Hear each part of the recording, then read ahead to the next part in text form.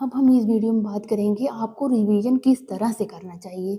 जैसे आज हमने कोचिंग हम गए, कोचिंग में कोई चीज़ें पढ़ी या खुद से ही कोई चीज़ें पढ़ी, उसका नोट्स बनाया या बुक में उसको अंडरलाइन किया।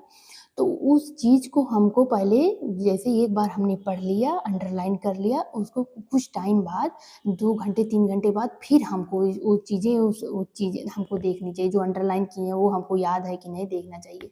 फिर उस दिन के किसी भी टाइम में ये सरसरी निगाह से एक बार हमको पढ़ लिया, उसके बाद देख लिया, याद कर लिया। उसके 2 घंटे 3 घंटे बाद फिर हमको वो देखना चाहिए कि जो हमने अंडरलाइन किया है या कोचिंग में आज जो टॉपिक पढ़ा है उसका नोट्स देखो और जो उसको भी अंडरलाइन करो, जो हमने किया उसको हमको याद है कि नहीं। तो ये करने में आपको बहुत लगेंगे, 10 से 15 मिनट लगेंगे, क्योंकि आज आज हमने ताज़ा उसको पढ़ा हुआ है, तो उसको हमको फिर रिवाइज करेंगे 10 से 15 मिनट लगेंगे।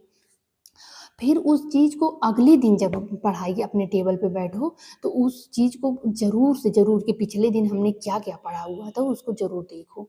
हमने क्या हुआ बहुत लगेंगे आपको आधे से 1 घंटे लगेंगे उसको देखने के हमने दिन भर क्या पढ़ा हुआ था। बस लेकिन आपको ये देखना ज़रूर चाहिए अगले दिन कि मैंने पिछले दिन क्या पढ़ा हुआ था। आपको आधे से 1 घंटे इसके बाद आप नया टॉपिक नई चीज़ें स्टार्ट कीजिए।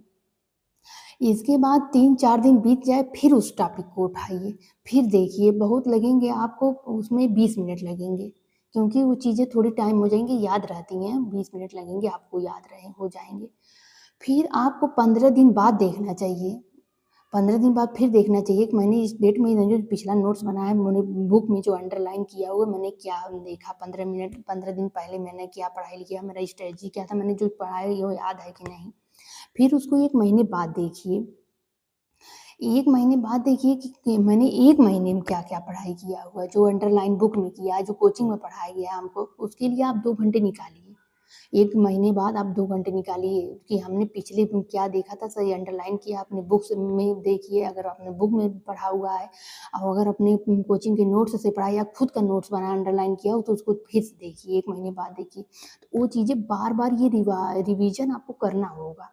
रिवीजन करने से ये होता है पिछला मैंने 1 महीने में क्या पढ़ा हमको पूरा याद हो जाता है।